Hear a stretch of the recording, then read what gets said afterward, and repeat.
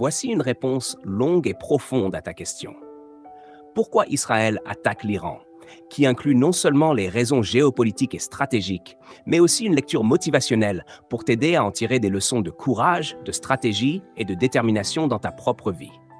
Pourquoi Israël attaque l'Iran? Raison réelle. 1. Le contexte géopolitique. La guerre de l'ombre.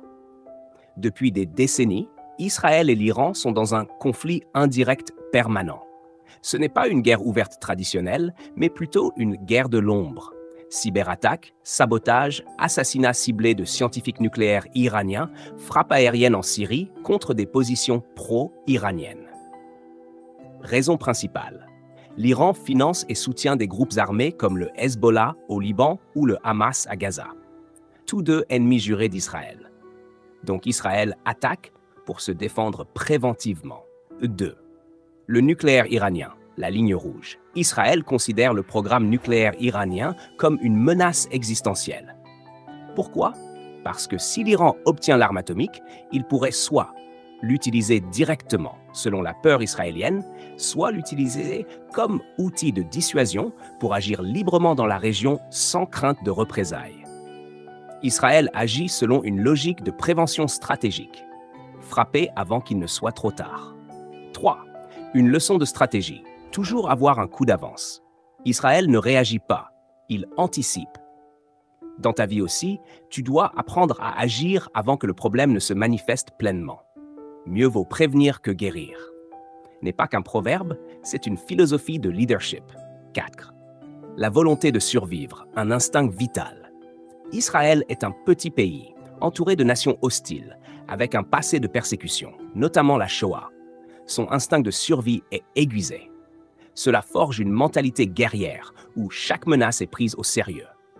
Leçon pour toi, ne minimise jamais les dangers de ta vie. Sois vigilant, lucide, prêt à te battre pour exister. 5. La sécurité nationale avant tout.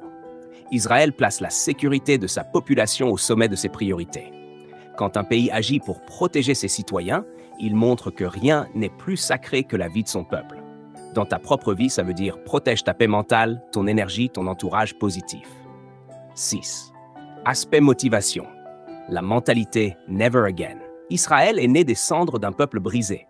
Et pourtant, ce peuple a bâti une puissance technologique, militaire, agricole en plein désert.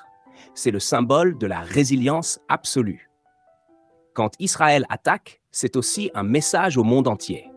Plus jamais nous ne serons faibles, plus jamais nous ne serons les victimes passives. 7. Affronter ses peurs au lieu de les fuir. Israël sait que l'Iran est un adversaire dangereux, mais il choisit de ne pas reculer. Il affronte ses peurs, attaque là où d'autres hésitent. Toi aussi, dans ta vie, il y a des Irans symboliques. Des situations qui te font peur, te bloquent, t'intimident. La vraie motivation, c'est de les confronter avec courage, comme Israël le fait. Change 8. Leçon finale. Sois stratégique, pas émotionnel. Israël ne se laisse pas guider par la colère ou la haine. Il agit froidement, calculant les risques, les conséquences, les intérêts. Dans ta vie, ne prends pas de décisions impulsives. Sois stratégique. Même dans la tempête, garde ton sang-froid.